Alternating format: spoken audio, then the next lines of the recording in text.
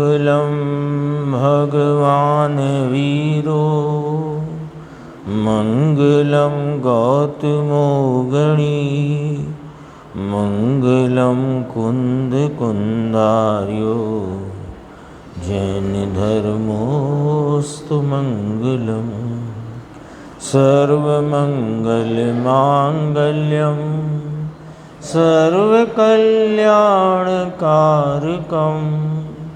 प्रधानं सर्वधर्माणां जैनं जयतु शासनं। मैं नमो तीर्थनायक को नमो ओंकार वाणी को नमो उन कुंद प्रभु को जिन्होंने ओंकार धारण की।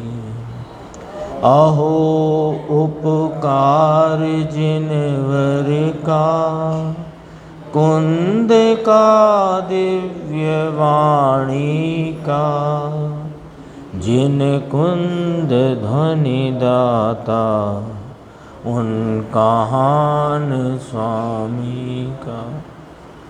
चिदानंदिक रूपाए जिनाए परमात्मने परमात्म प्रकाशाय नित्यं सिद्धात्मने नमः।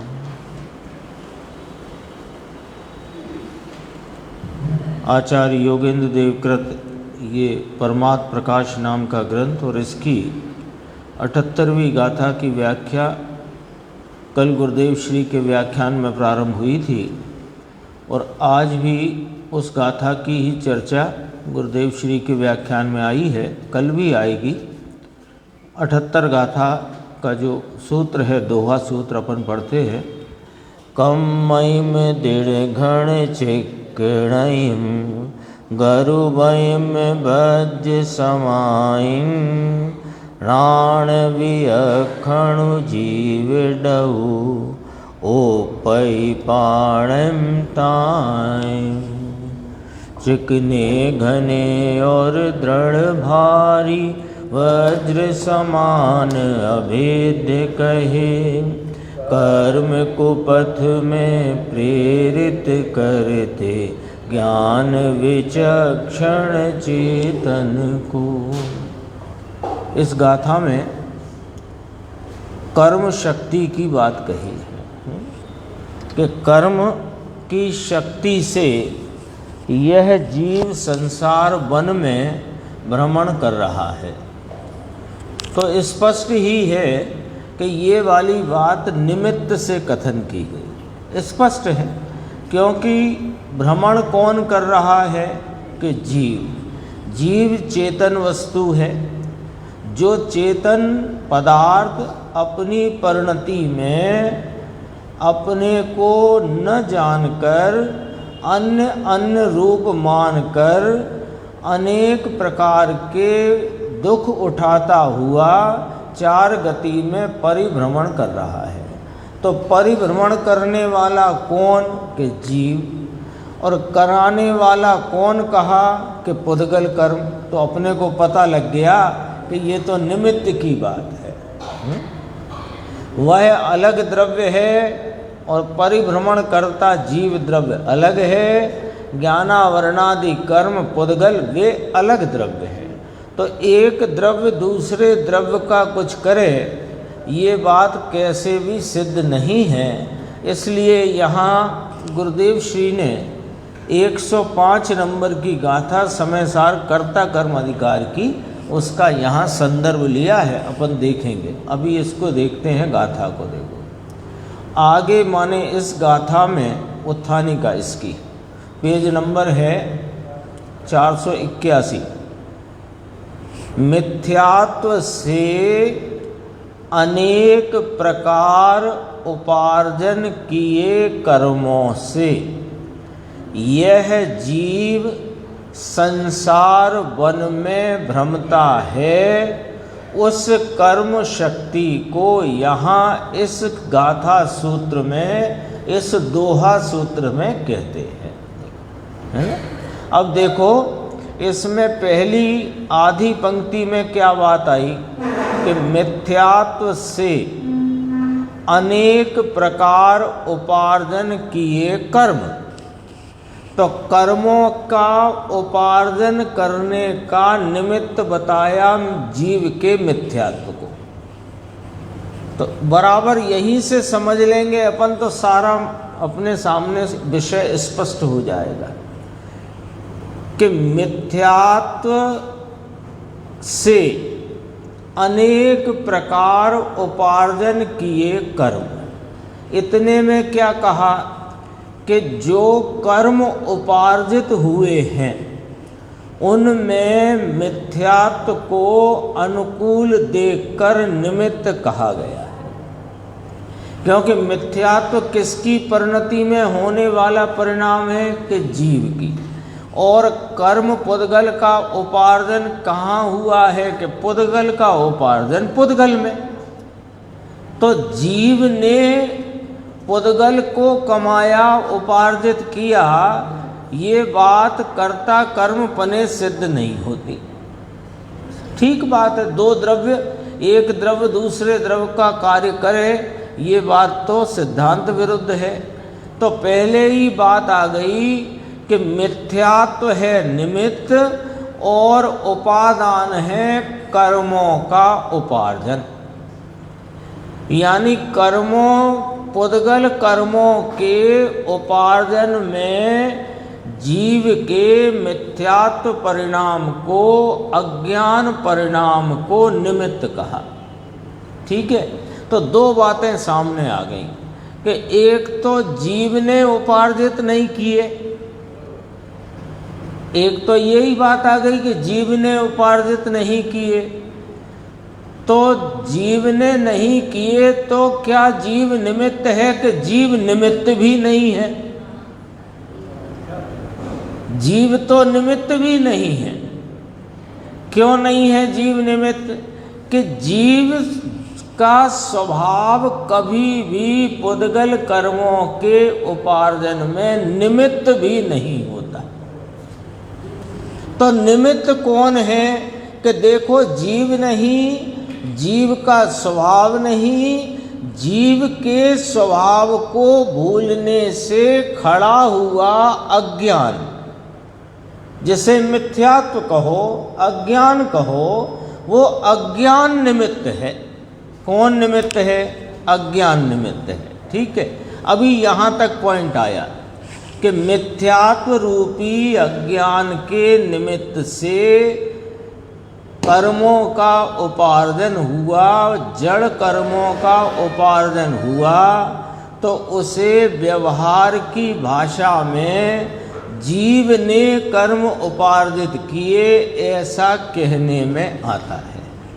ठीक है, लेकिन जीव निमित्त नहीं, जीव का स्वभाव निमित्त नहीं, जीव के स्वभाव को भूलने से खड़ा हुआ अज्ञान, उसके निमित्त से कर्मों का उपार्जन है। एक तो ये वाली बात हो गई। अब दूसरा पॉइंट कि कर्मों से यह जीव संसार वन में भ्रमता है, ये भी निमित्त की बात। कर्मों से ये जीव संसार वन में भ्रमता है, ये भी निमित्त की बात है। क्योंकि भ्रमता है जीव, उसे कर्म कैसे भ्रमाएंगे? लेकिन स्वयं ही अपने अज्ञान भाव में परिणमा हुआ, स्वयं ही अपने सुख को, अपने आनंद को उपलब्ध परिणति में न करता हुआ ये जीव दुख भोगता हुआ संसार वन में स्वयं भ्रम रहा है। तो उसमें वह कर्म पुद्गलों को निमित्त कहने में आया है। ठीक है, तो इस निमित्त नैमित्तिक संबंध के, यानी अज्ञान के निमित्त से कर्मों का उपार्जन और उपार्जित कर्मों से जीव का संसार परिभ्रमण, इतनी चर्चा आई उत्थानिका में। अभी तो उत्थानिका है, गाथा पढ़ेंगे अपन। उत्थानिका समझ ली तो गाथा एकदम समझ में आने वाली है। क्या क्या बात आ गई कि जीव के अज्ञान भाव के निमित्त से पुद्गल कर्मों का उपार्जन कमाना, इकट्ठे करना समझ लो। तो पुद्गल कर्म उपार्जित हुए किसके उपादान से? कि पुद्गल के उपादान से। उसमें निमित्त कौन कहा? कि जीव का अज्ञान परिणाम। और वे उपार्जित कर्म के निमित्त से जीव संसार में भ्रमण कर रहा है। इस प्रकार यहाँ उस कर्म को संसार भ्रमण का कारण निरूपित करके उसकी शक्ति का यहाँ वर्णन किया। अब कर्म में शक्ति होती है कि नहीं होती, वो बात अपन अभी देखेंगे आगे चल के। अब इसमें से ये निमित्त नैमित्त ज्ञान है, मिथ्यात्व के निमित्त से कर्मों का उपार्जन, उपार्जित कर्म से संसार का परिभ्रमण। अब इसमें से बीच में से यदि कर्म को अपन गौण कर दें तो ये कथन भी निर्दोष आ जाता है व्यवहार से कि अज्ञान के कारण जीव संसार में परिभ्रमण करता है। आ गया सीधा, जीव अज्ञान से उपार्जित कर्म, कर्म के निमित्त से संसार परिभ्रमण। तो कर्म को जरा गौण कर दो तो सीधी बात आ गई कि अज्ञान के कारण जीव परिभ्रमण कर रहा है। अब देखो कैसे करके यहाँ अन्वयार्थ में देखते हैं क्या कहा। बेज्ञानावरणादि कर्म, है ना, तानि कर्माणि। बे भाषा यहीं से देखो, बे वह दूरवर्ती पदार्थों को बताते हैं और यह निकटवर्ती पदार्थ। वे ज्ञानावरणादि कर्म किसको? कि ज्ञानादि गुण से चतुर इस जीव को उत्पते पातयंती, खोटे मार्ग में पटकते हैं, डालते हैं। कौन?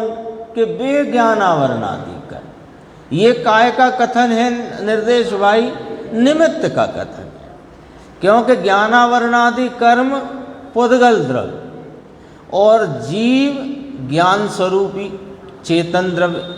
तो दो द्रव्य न्यारे न्यारे के नहीं, तो न्यारा द्रव्य न्यारे का कैसे करे? वो कैसे इसको खोटे मार्ग में पटके कि अरे ये जीव अपने स्वभाव को भूला है। यानी इसकी कथा इतनी है, अपने स्वभाव को भूलकर अज्ञान भाव से परिणमता है। तो अज्ञान भाव के निमित्त से होते रागादि परिणाम यानी मोह राग देश के निमित्त से कर्मों का उपार्जन होता है। और कर्म जब उदय रूप होते हैं तो ये फिर उनमें जुड़ता हुआ संसार में परिभ्रमण करता है। कौन है जो परिभ्रमण कर रहा है? तो यहाँ आचार्य परमात्मा कहते हैं योगेंद्र देव, ज्ञानादि गुण से चतुर, ज्ञान दर्शन सुख आनंद वीर्य आदि अनंत गुणों का यह भंडार, यह चैतन्य परमात्मा जो चतुर है। कैसा चतुर है? कि इसके ज्ञान स्वभाव की एक समय की पर्याय में ये सारे विश्व के सर्व पदार्थों को, उनके गुणों को, उनकी तीन काल की पर्यायों को एक समय में प्रत्यक्ष युगपद जानने की सामर्थ्य से रहा हुआ यह चैतन्य परमात्मा, ये चतुर वस्तु इसको खोटे मार्ग में पटक रखा है। किसने? के कर्मों ने। यह निमित्त से कथन है, ये ना भूलना कि ये निमित्त से। अब आगे बढ़ते देखो कैसे हैं वे कर्म जिनको इस जीव के संसार परिभ्रमण खोटे मार्ग में पड़े हुए रहने का कारण कहा गया निमित्त से। वे कर्म कैसे हैं कि वे दृढ़ घन चिक्कणानी, बलवान हैं, बहुत हैं और विनाश करने को अशक्य है। क्या है का विनाश करने का? इसके आनंद की परिणति की प्रगटता का विनाश। आत्मा का विनाश तो कोई कर्म कर नहीं सकता, चाहे वे कर्म घाती कर्म नाम की संज्ञा को लेकर घूमते रहें। घाती कर्म दो प्रकार की संज्ञा है कि नहीं कर्मों को, तो उनकी संज्ञा नाम भले घाती कर्म हो, लेकिन जीव के स्वभाव का वे घात कर सकें, ऐसा कोई कर्म परमाणु जगत में बना ही नहीं है, ही नहीं, होता ही नहीं। तो फिर विनाश करने की बात क्या कही? काय का विनाश होता है कि जीव की परिणति में, आनंद स्वरूप जीव की परिणति में आनंद का भाव परिणति में प्रगटना चाहिए। उसका, उस आनंद की परिणति की उत्पत्ति का विनाश, उसके उत्पन्न होने को नहीं उत्पन्न हो पाता, इसलिए विनाश। उस विनाश करने को अशक्य है, इसलिए चिकने हैं, भारी हैं और वज्र के समान अवेद्य हैं। लो, अवेद्य कहा, अवेद्य कहा इसको। देखो, इसकी आगे अपन देखेंगे टीका में क्या है। अवेद्य माने क्या? भेदा नहीं जा सकता। कि देखो, वास्तव में तो वे निमित्त हैं, और निमित्त को मैं कैसे भेदूं? मैं कैसे भेदूं? वो तो परद्रव्य है, लेकिन वे स्वयं ही भिद जाते हैं, छिद जाते हैं, नष्ट हो जाते हैं, नाम अकर्म भाव को प्राप्त हो जाते हैं। कैसे करके? कि जब ये जीव ज्ञान भाव में परिणमता है तो वे उत्पन्न नहीं होते रागादि अज्ञान। रागादि अज्ञान के उत्पन्न नहीं होने से जो निमित्त पड़ते हैं, इसको वे भाव नहीं, तो ये उपादान भी नहीं होता, तो वे छिद जाते हैं, भिद जाते हैं। ये बात समझ लेना। अब देखो हैं, विनाश किसका विनाश? इनका खुद का विनाश कर सके कोई ऐसे अशक्य। अवेद्य लिखा ना, इनका विनाश करने में अशक्य है, क्योंकि वे बलवान हैं। अभी अपन ने पढ़ा विनाश करने में शक्य हैं, यानी आनंद का विनाश करते हैं, लेकिन वे स्वयं विनाश को प्राप्त हों उसमें वे अशक्य हैं। कर्म आदि, ज्ञानावरण आदि कर, ऐसा करके उसकी शक्ति बताई है, उसकी यहाँ पर उसकी कथा सुनाई है। किसकी? निमित्त की। निमित्त की मूल में तो जीव का अज्ञान है। उत्थानी का देखो, मिथ्यात्व से अनेक प्रकार उपार्जन किए गए कर्म, कर्म को कौन लेकर आया? निमित्त से। मिथ्यात्व जीव का अज्ञान भाव। तो अज्ञान में जब तक ये परिणमेगा तब तक उनका विनाश अशक्य है। ये बात अपने को समझना है। कब तक अशक्य है? अभी तो अपन ने कहा स्वभाव में रहे तो वे स्वयं छिद जाते हैं, भिद जाते हैं, अवेद्य हैं कहा, तो भी विनाश करने को अशक्य हैं। कौन? वे ज्ञानावरण आदि कर्म, और अवेद्य हैं, दो शब्द आए ना।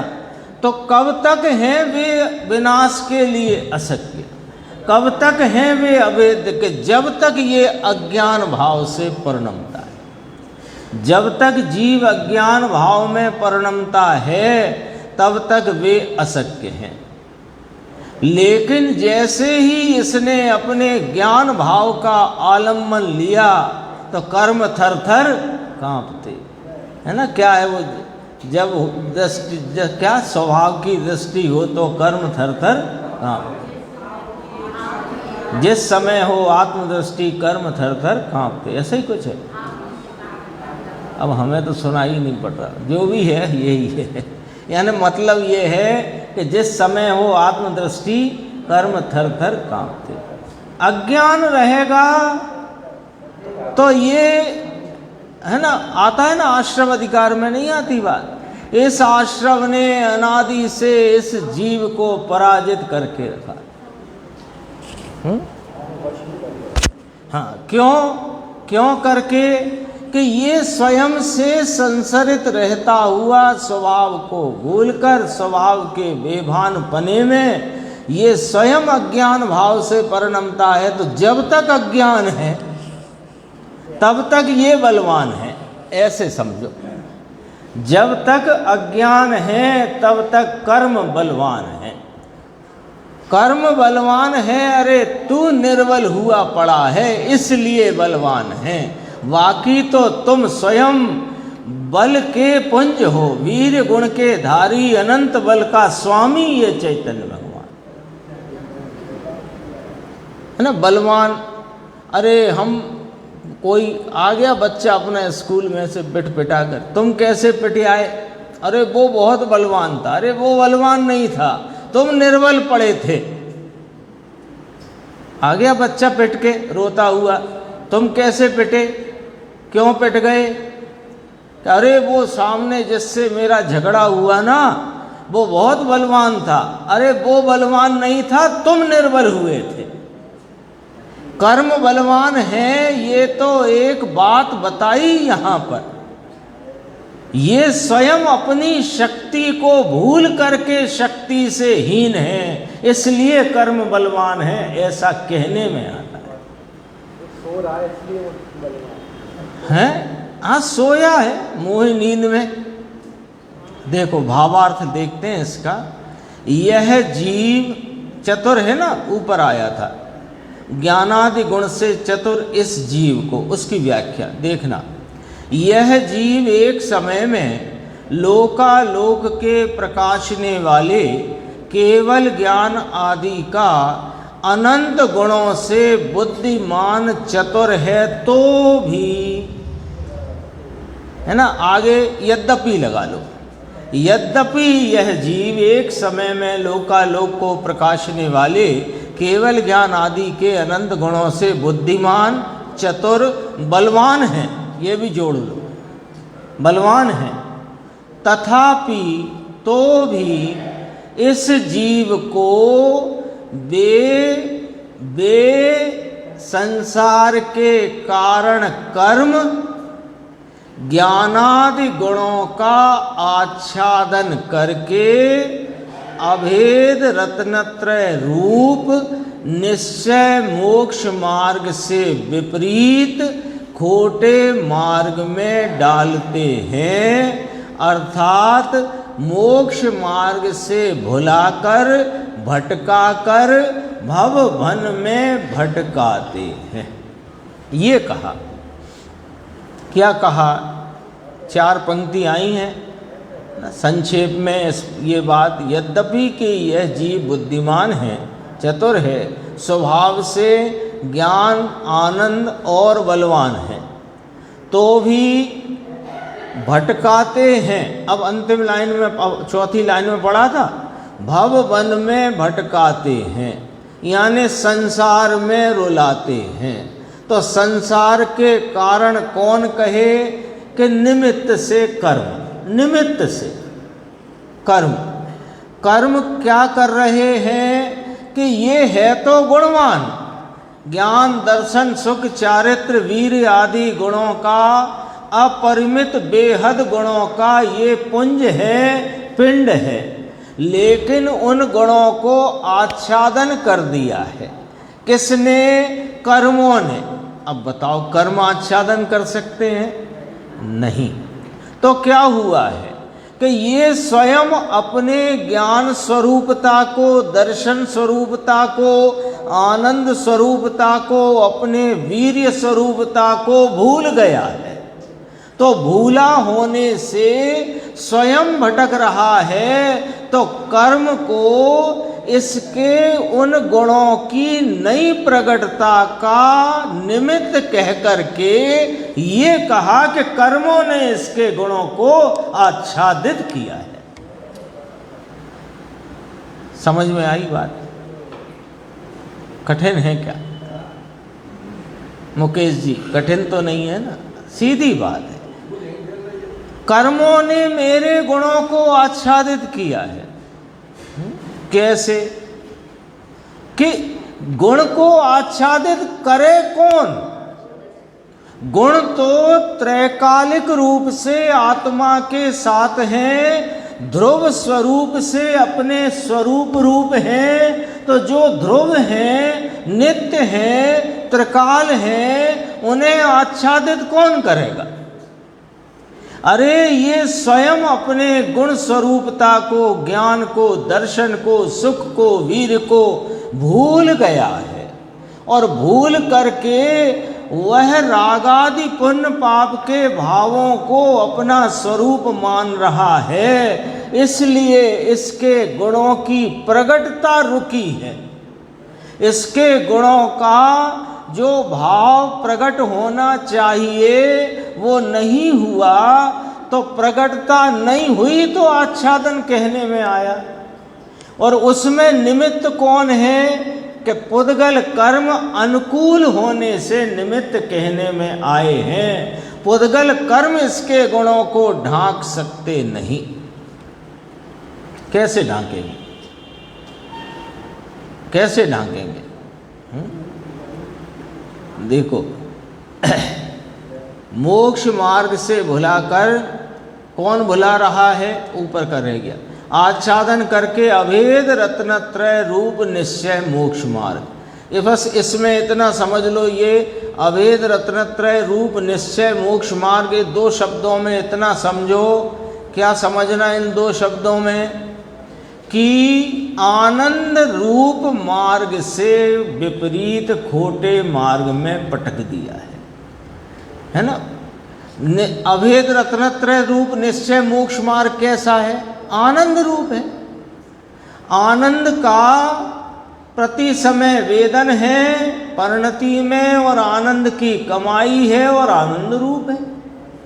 तो उस आनंद के भाव से विपरीत दुख रूप भाव में पटकने में कौन, किसने पटका? कि इसके अज्ञान ने। सीधी बात वहाँ करते हैं।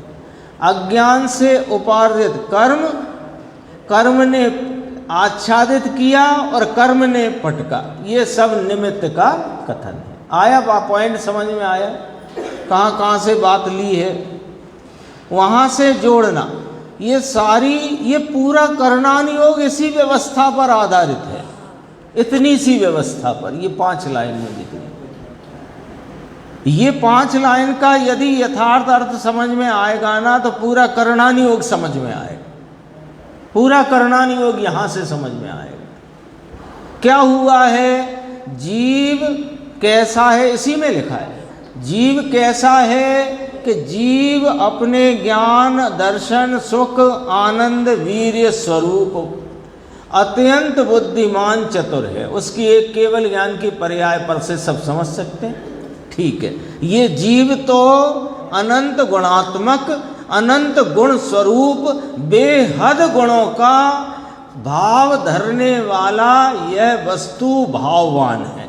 एक, अब ये संसार में भटक रहा है, तो भटकते हुए दुख उठा रहा है कि सुख भोग रहा है? तो दुख उठा रहा है।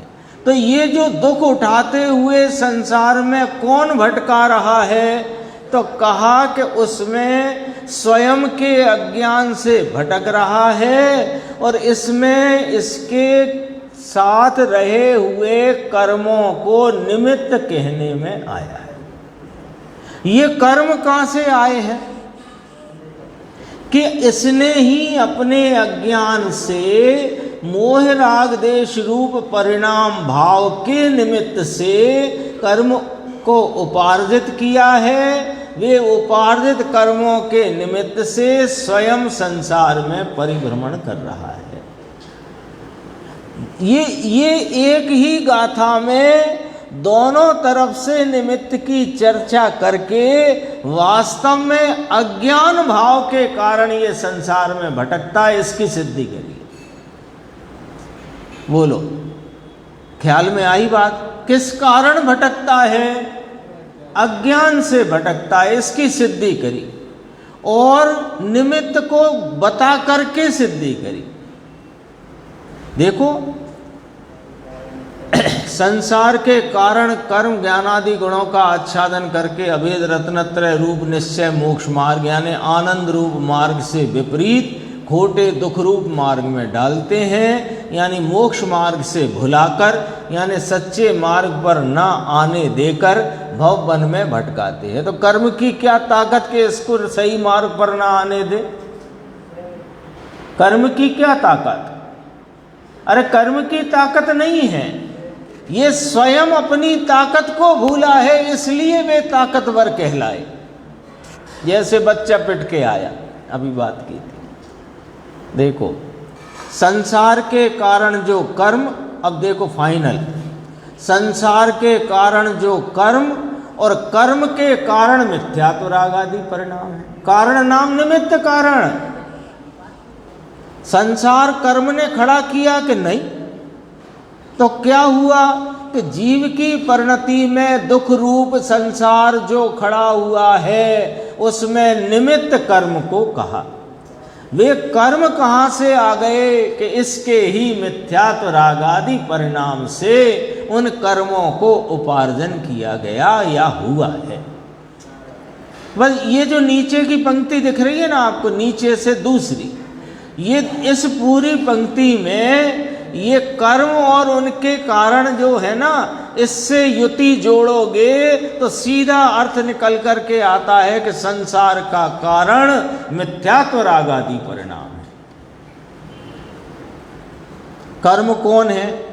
कर्म कौन है? कॉन्ट्रा एंट्री, बही खाते की कॉन्ट्रा एंट्री है। कैसे? आपने मोह राग का परिणाम किया तो उसके निमित्त से जितनी वैल्यू की एफडी बनना थी वो आपके खाते में जमा होके बन गई। अब उसकी मुद्दत, स्थिति, पीरियड, उसकी अवधि पूरी हुई तो वह निकल करके आ गई। बस कर्म कौन है? कि कर्म तो वही खाता है, तुम्हारे परिणाम की लिखा पड़ी है। अब उस लिखा पड़ी का पेमेंट जब आता है तो तुम फिर कोई ना कोई ऐसा काम करते हो, नाम मोह राग देश करते हो कि फिर लिखा पड़ी हो जाती है। ऐसे ही है ना, देख लो ये नीचे से दूसरी लाइन क्या कह रही है, आप खुद अर्थ निकाल लो इसमें से, सीधी सीधी बात, खुद ही अर्थ निकालो, है ना। क्योंकि निमित्त से कार्य होता है, ये बात तो 100% असत्य है। तो निमित्त से फिर काय के लिए निमित्त की बात लिखी इतनी जिनवाणी में कि निमित्त से उस पर्याय विशेष का, उस अवस्था का ज्ञान कराया जाता है, और कोई निमित्त का हेतु तो है नहीं। अब देखो संसार के कारण जो कर्म और कर्म के कारण मिथ्यात्व राग आदि परिणाम, तो रिजल्ट क्या निकला? गणित तो आता ना अपने थोड़ा सा, 2 और 2 4, 4 में से 2 गए तो 2, इतना सा गणित आता है कि नहीं आता है? यही गणित लगा दो, संसार के कारण जो कर्म और कर्म के कारण मिथ्यात्व राग आदि परिणाम, तो संसार का कारण बराबर, इसलिए संसार का नाम दुख का कारण मिथ्यात्व राग आदि परिणाम है। आ गया रिजल्ट? यशवंत भाई आ गया? सीधा आ गया कि नहीं आ गया? तो ये कर्म की बात करी क्यों? कि वो इसलिए करी कि जो मोह राग देश का परिणाम अभी खड़ा हुआ है वो अभी तो दुख रूप है, लेकिन दुख का कारण भी है। तो वो दुख का कारण कैसे बनता है वो कर्म पर से समझना पड़ेगा। समझ में आई कि नहीं आई बात?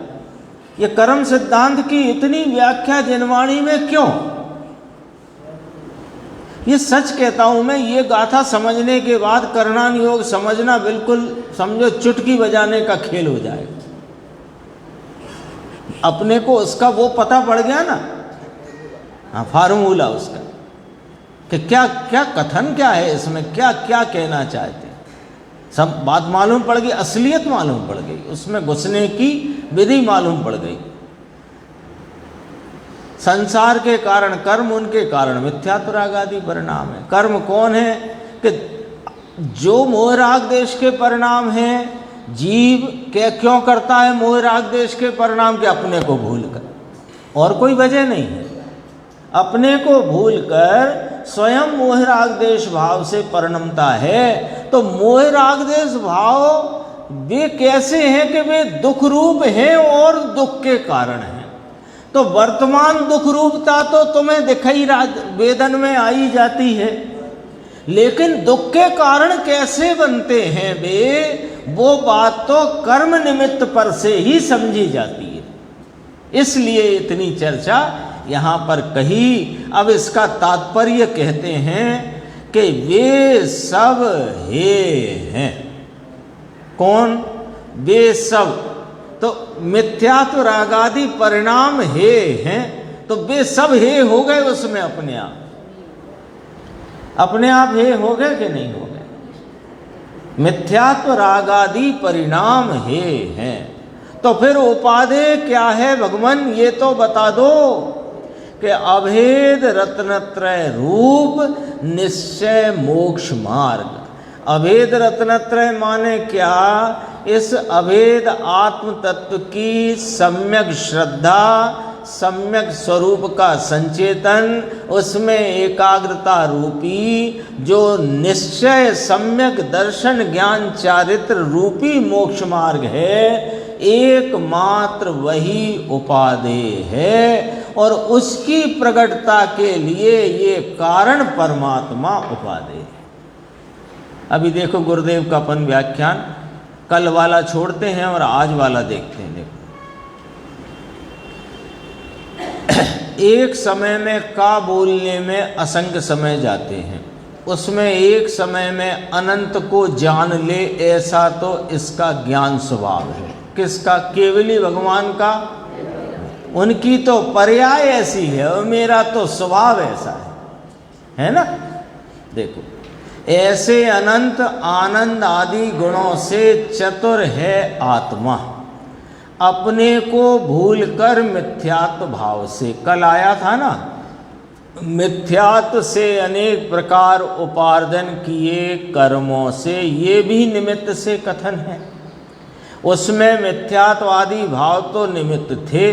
किसमें? कर्मों का उपार्जन हुआ, उसमें कौन निमित्त था? कि मिथ्यात्वादी भाव।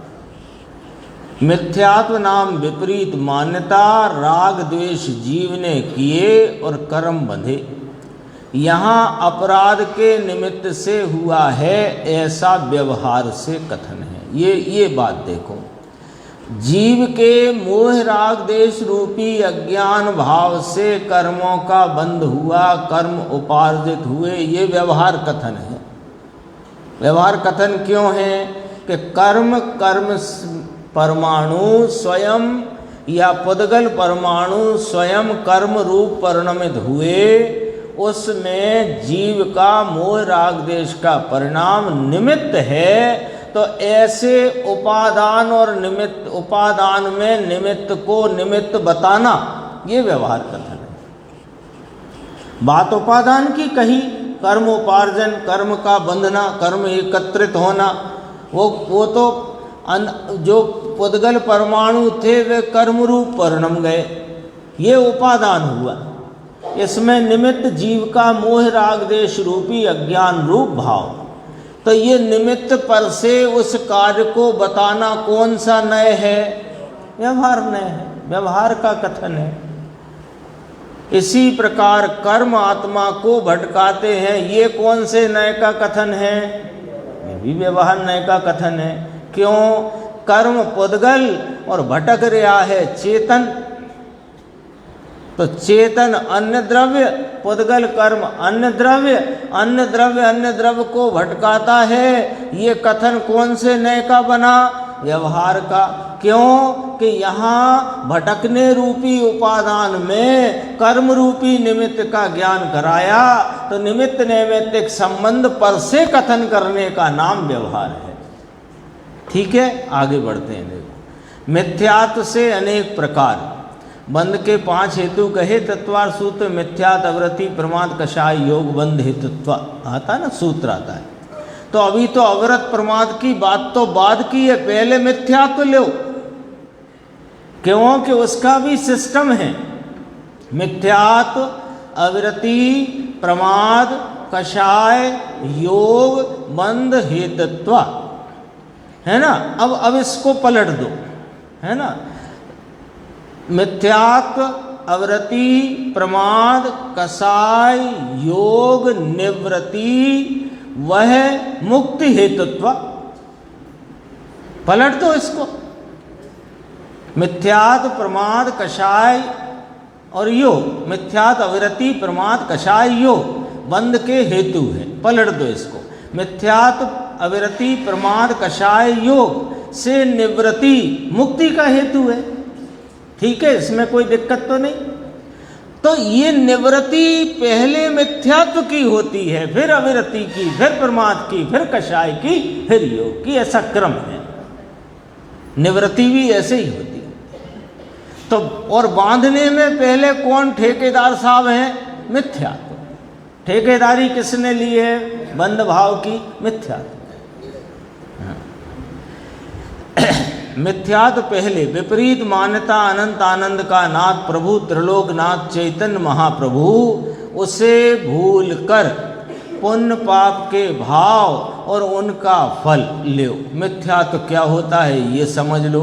पुण्य पाप के भाव और उनका फल उसे अपना मानकर मिथ्यात्व का भाव सेवन करता है। कैसे ये जीव मोह में परिणम गया, कैसे करके ये जीव के अज्ञान परिणमित हो गया कि भाई इसने ये जो पुण्य पाप के शुभ अशुभ रागादि भाव हैं इनको अपना माना और इसके फल को अपना माना। देखो भैया, अच्छे परिणाम करोगे स्वर्गाधिक गति मिलेगी, परिणाम खोटे करोगे, बुरे करोगे, कषाय की तीव्र भाव करोगे, नरकादि गति मिलेगी। तो ये इसने उसके फल को अपना माना और उन परिणामों को अपना माना। तो उससे काय का सेवन किया? अज्ञान का, मिथ्यात्व का। तो उस मिथ्यात्व के निमित्त से कर्म को उपार्जित करता है।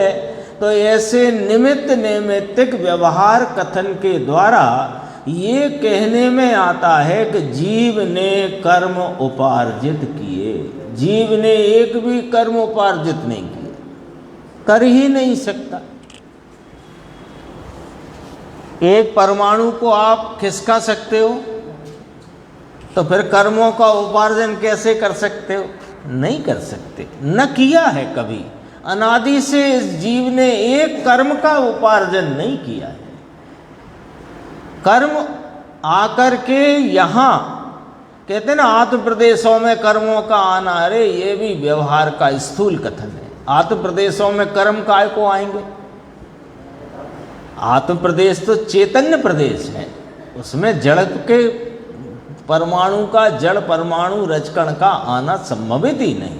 पर जिस आकाश क्षेत्र में ये चेतन व्यापा हुआ है, उसी आकाश क्षेत्र में वे कर्म पुद्गल परमाणु आ ठहरते हैं, उसे कहने में आता है। इसका नाम उपार्जन है और कुछ भी नहीं है। आगे बढ़ते हैं, 486 पेज। देखो ये बात अपन देख रहे थे, कर्म को बलवान कहा, तो देखना बलवान कैसे। 486 ऊपर की लाइन, अपनी पर्याय में हीन रूप विपरीत रूप परिणमता है तो कर्म उसे भटकाते हैं, ऐसा व्यवहार से कहा जाता है। तो मुमुक्षु ने कहा कर्म में शक्ति है ना साहब भटकाने की, तभी तो कहा यहाँ योगेंद्र देव स्वयं कह रहे हैं कि कर्म कैसे हैं, अवेद्य हैं, बलवान हैं, चिकने हैं, दृढ़ हैं। अरे तुम मरे पड़े हो इसलिए कहते, तुम अपनी शक्ति को भूले हुए हो इसलिए कह रहे। कहा ना ये कर्म में, कर्म की शक्ति का निमित्तपना किसका? उपादान तो उसका है, परंतु यहाँ निमित्तपना क्यों? उपादान किसका? जीव का। कैसा? मोह राग देश अज्ञान भाव से परिणमने का उपादान। तो उसमें निमित्तपना किसका? कर्म का। तो निमित्तपने की शक्ति बताई। बलहीन होकर ये स्वयं बलहीन हुआ तो उसमें वह निमित्त कहलाया, और जब ये बलहीन हुआ तो निमित्त बलवान कहलाया। ऐसे करके करते हैं। वही कर्म अपनी बलहीन परिणति में निमित्त होता है भविष्य में भी। भविष्य का अर्थ समझ गए, दुख रूप और दुख का कारण भविष्य में भी। समझ में आया? कहो धन्ना लाल जी कर्म आच्छादन करते हैं ऐसा कहा है। तो किसी ने कहा कुछ समझ में नहीं आ रहा, आप क्या कहते जा रहे हो, इसका निमित्त उसका निमित्त, इसका निमित्त उसका निमित्त। तो कहा, फिर पूछा गुरुदेव ने, कुछ समझ में नहीं आता, फिर समझाया, जो बात ऊपर आ गई उसी को दोबारा लिया। देखो नीचे बहुत गंभीर चर्चा है। मुमुक्षु ने कहा साहब देखो ऊपर से पढ़ते हैं, ये है ना, मैं जरा इसको हाईलाइट कर देता हूँ यहाँ से, यहाँ से देखना। वे कर्म भी आत्मा को आच्छादन करते हैं, अभी पढ़ा था ना अपन ने भावार्थ में, तो वह भी आच्छादन भाव ज्ञान की हीन दशा में। आच्छादन माने क्या हुआ? ज्ञान तो अपरिमित बेहद मर्यादा के स्वभाव वाला है, पर पर्याय में विकास की हीनी अवस्था है, तो कर्मों का आच्छादन है, ऐसा निमित्त से कहने में आता है।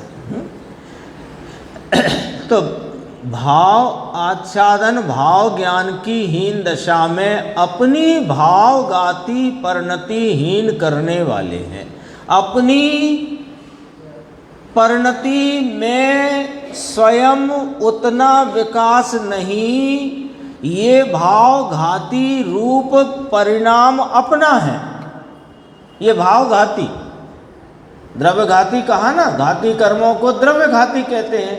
तो उनके निमित्त से जो परिणाम जीव का है उसे भावघाती समझना। तो द्रव्यघाती को अभी अलग करो, उधर खड़ा करो दूर, अभी अपनी बात करो।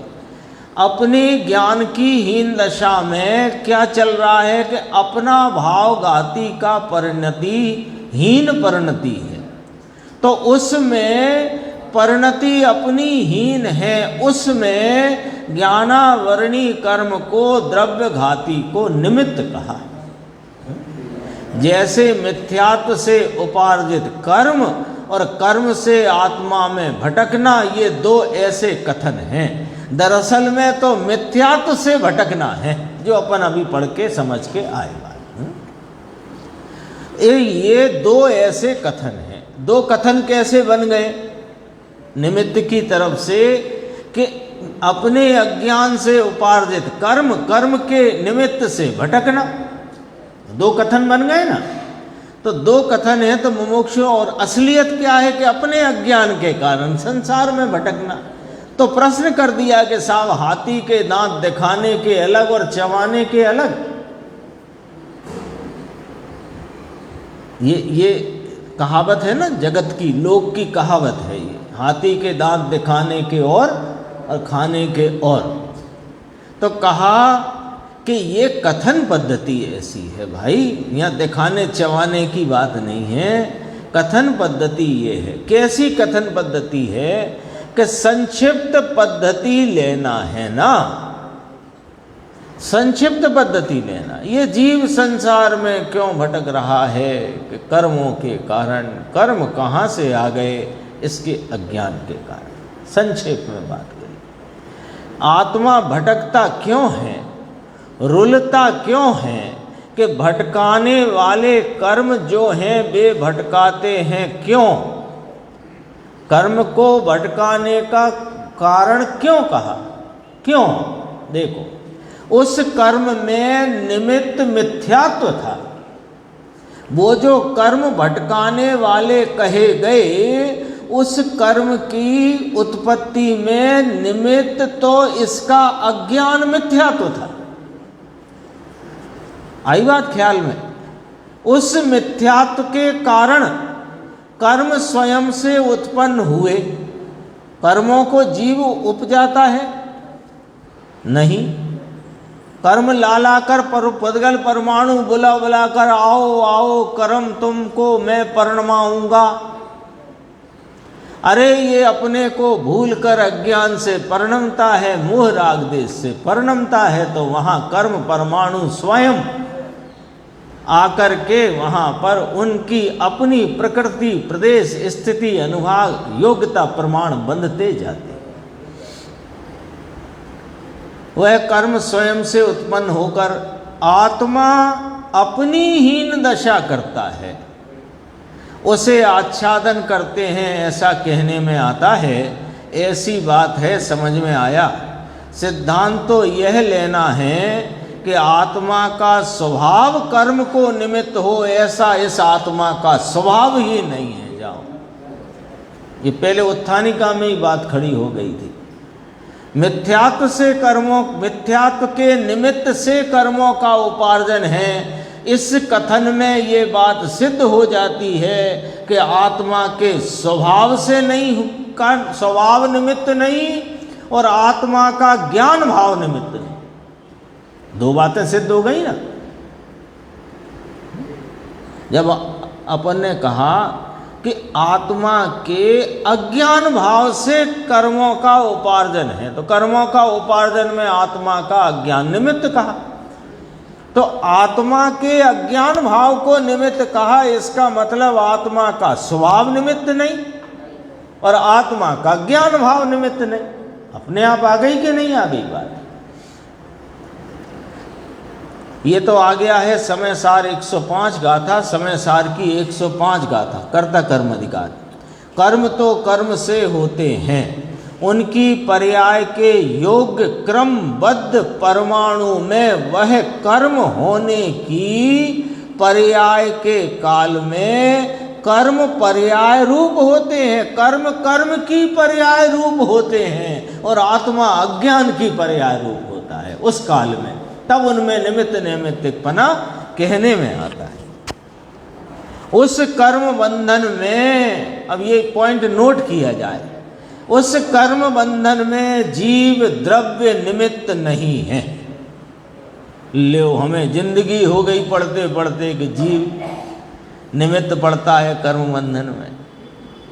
अरे तुम पढ़ने में बराबर से पढ़ रहे थे कि नहीं? जीव का अज्ञान भाव निमित्त कहा था भाई साहब। द्रव्य तो कभी किसी में निमित्त नहीं होता। द्रव्य में द्रव्य का निमित्त होने का, द्रव्य में पर्याय का निमित्त होने का सिद्धांत ही जिनवाणी में नहीं कहा, क्योंकि वस्तु का स्वरूप ऐसा नहीं। वस्तु व्यवस्था नहीं कहती कि द्रव्य निमित्त हो। द्रव्य का वर्तमान परिणाम, उपादान के वर्तमान परिणाम में एक द्रव्य का परिणाम दूसरे द्रव्य के परिणाम को निमित्त कहा जाता है। तो द्रव्य तो है ही नहीं निमित्त। तो द्रव्य नहीं, द्रव्य का स्वभाव नहीं, द्रव्य का स्वभाव रूप भाव नहीं, जो विभाव रूप भाव अज्ञान भाव है वो निमित्त है। कितनी जोरदारी से बात खड़ी करी। 489 पेज पे थोड़ा थोड़ा देखते हैं। देखो ये हैं, हाँ नहीं है ना। मुक्ति की पर्याय तो जीव का अपना ही उपादान है, और कर्मों के क्षय होने में जीव निमित्त नहीं है। जीव की मुक्ति रूप परिणाम तो जीव का अपना उपादान है, क्योंकि उसने क्या किया? मुक्त तो कहने में आया कर्मों के अभाव से, संयोगों के अभाव से। दरअसल में तो उसने अपने आत्मा के अनंत गुणों का पूर्ण लाभ प्राप्त किया है। इसका नाम मुक्ति है, मोक्ष है। तो ये भाव तो उसका अपना उपादान है ना। और उसी समय में कर्मों का क्षय किया, है ना। 8 ही कर्मों का क्षय किया, तो उसमें आत्मा निमित्त नहीं है वास्तव में। उस समय आत्मा का स्वरूप लीनता का जो परिणाम हुआ और वहाँ कर्म क्षय हुआ, तो निमित्त कहने में आया। दरअसल में तो ये आत्मा कर्म के ना बंध में निमित्त पड़ता, ना क्षय में निमित्त पड़ता। क्योंकि निर्जरा की जो बात कही, उसमें जो प्रारंभ की गाथा है, नंबर मुझे याद नहीं आ रहा है, निर्जराधिकारी, वो द्रव्य निर्जरा की बात है और अगली में भाव निर्जरा की बात है। और दरअसल में जो असली बात है वो भाव निर्जरा की है, यानी शुद्धता की वृद्धि, अशुद्धता का टलना, इसका नाम निर्जरा है। निमित्त में कर्म खिर जाते हैं, तो ये तो निमित्त की बात है। उसमें आत्मा द्रव्य निमित्त नहीं होता। ये देखो 105 गाथा का थोड़ा भाव यहाँ पर अपन देखते हैं। इस लोक में वास्तव में आत्मा स्वभाव से त्रिकाली ज्ञायक भाव से पौद्गलिक कर्म को निमित्त भूत नहीं होने पर भी, कौन? आत्मा। कैसे? स्वभाव से। आत्मा स्वभाव से पौद्गलिक कर्म को निमित्त भूत नहीं होने पर भी अनादि अज्ञान के कारण पौद्गलिक कर्म को निमित्त रूप यानी पौद्गलिक कर्म को निमित्त भूत होते ऐसे अज्ञान भाव से परिणमता होने से। 2 लाइन में साफ बात कर दी, बात साफ कर दी। क्या? कि वास्तव में आत्मा स्वभाव से पौद्गलिक कर्म को निमित्त रूप नहीं होने पर भी, निमित्त नहीं होता है। आत्मा स्वभाव से पौद्गलिक कर्मों के को कभी निमित्त नहीं होता, तथापि पौद्गलिक कर्म को निमित्त भूत होता है उसकी परिणति में खड़ा अज्ञान भाव। अज्ञान भाव से परिणमता होने से निमित्त भूत कौन हुआ? अज्ञान भाव। पौद्गलिक कर्म उत्पन्न होता है, इसलिए चूंकि आत्मा परिणमा था उस अज्ञान से, जो अज्ञान पौद्गलिक कर्म में निमित्त पड़ा, उस अज्ञान से कौन परिणमा था? आत्मा। इसलिए आत्मा ने पौद्गलिक कर्मों का उपार्जन किया, ऐसा व्यवहार का कथन करने में आता है। फिर कहा ऐसा निर्विकल्प विज्ञान घन स्वभाव से भ्रष्ट। देखो नीचे, ऐसा नीचे मिला लेना, इसको भी बीच का बाद में पढ़ लेंगे। ऐसा निर्विकल्प विज्ञान घन स्वभाव से भ्रष्ट विकल्प परायण अज्ञानियों का विकल्प है कि मैंने कर्म बांधे। ये अज्ञानियों का विकल्प है कि मैंने कर्म बांधे। कौन? विकल्प परायण।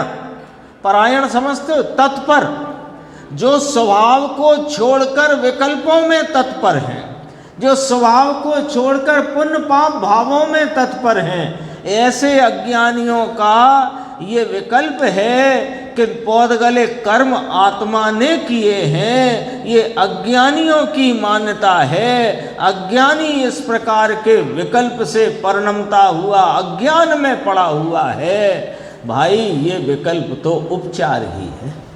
बीच का पढ़ लेते हैं। पौद्गलिक कर्म उत्पन्न किए वो आत्मा ने किए, ऐसा कहते हैं कौन? अज्ञानी। अब यहाँ ऐसा कहते हैं कि मिथ्यात्व से पुद्गल कर्म जीव ने उपार्जित किए, सो भैया ये तो निमित्त का कथन है। समझ में आया? मिथ्यात्व से बंधन हुआ, ये है या नहीं? पहली लाइन गाथा की उत्थानिका में, मिथ्यात्व से अनेक प्रकार उपार्जन किए, पौद्गलिक कर्म आत्मा ने किए, ऐसा निर्विकल्प। कौन?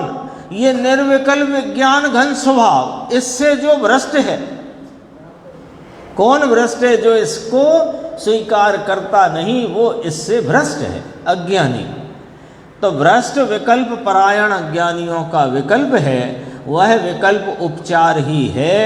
अरे पर का कर्ता कहना वह व्यवहार है, उपचार है, मिथ्यात्व है, मानना मिथ्यात्व है। जोड़ लेना इसमें, मानना मिथ्यात्व है, कहना उपचार है, व्यवहार है, मान लिया तो मिथ्यात्व है। शेष चर्चा अपन आगे और भी है, आगे लेंगे और कल के प्रवचन की भी चर्चा आगे अपन